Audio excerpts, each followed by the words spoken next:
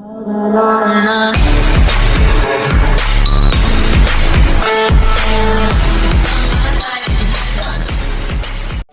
warahmatullahi wabarakatuh. Saya perwakilan dari kelompok 2 akan mempresentasikan infografik perkembangan teknologi radio dari masa ke masa. Radio merupakan teknologi yang memanfaatkan gelombang radio untuk menyampaikan informasi baik itu berupa suara audio maupun gambar visual. Teknik teknologi radio ini adalah dengan gelombang energi elektromagnetik secara sistematis yang kemudian disebarkan melalui angkasa. Modulisasi gelombang ini dapat melalui frekuensi FM maupun audio AM.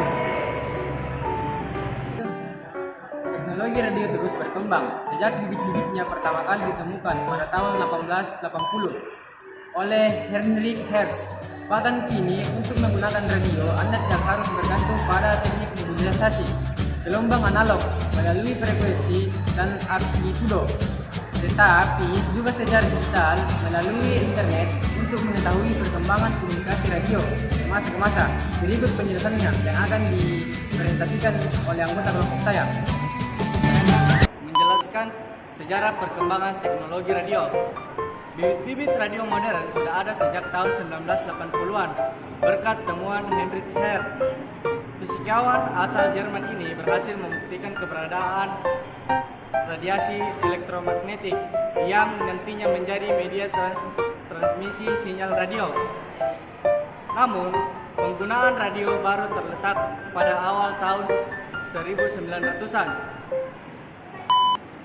Pada saat itu, yang menggunakan radio masih terbatas.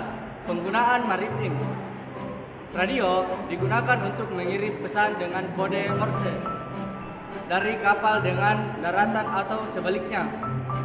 Terkadang radio juga menjadi media komunikasi antar satu kapal dengan kapal lainnya untuk memastikan koordinasi. Selanjutnya penggunaan awal untuk terang-terang. Seiring berjalannya waktu, penggunaan teknologi radio pun semakin meluas. Selain kapal sipil, teknologi radio juga digunakan oleh kapal perang. Salah satunya adalah kapal perang pemilik Angkatan Laut Jepang pada perang Tsushima di tahun 1901. Radio secara aktif digunakan oleh tentara perang untuk memata-matai musuh mereka, yaitu armada laut Rusia. Radio juga punya peranan penting dalam Perang Dunia Kedua. Salah satunya adalah oleh pihak Jerman. Saat kabel bawah laut Jerman dipotong oleh Inggris, radio pun menjadi alternatif tentara Jepang. Dengan adanya sistem radio trunking, radio memang dianggap sebagai alat komunikasi yang efektif pada masa perang. Yang mengenal sistem radio trunking. Secara sederhana, sistem radio trunking bisa dipahami sebagai sebuah sistem yang memanfaatkan sebagian kecil dari jalur komunikasi besar secara bersama-sama. Sistem ini tidak akan mengganggu laju komunikasi dari jalur komunikasi yang lebih besar. Ini karena adanya automatic switching yang akan memindahkan user pada kanal manapun yang tidak digunakan.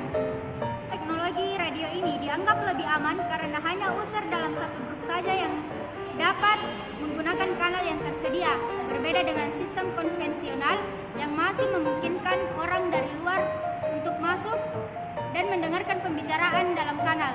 Selain itu, dengan radio trunking, gangguan akan berkurang karena hanya user dalam grup saja yang bisa menggunakan kanal tersebut.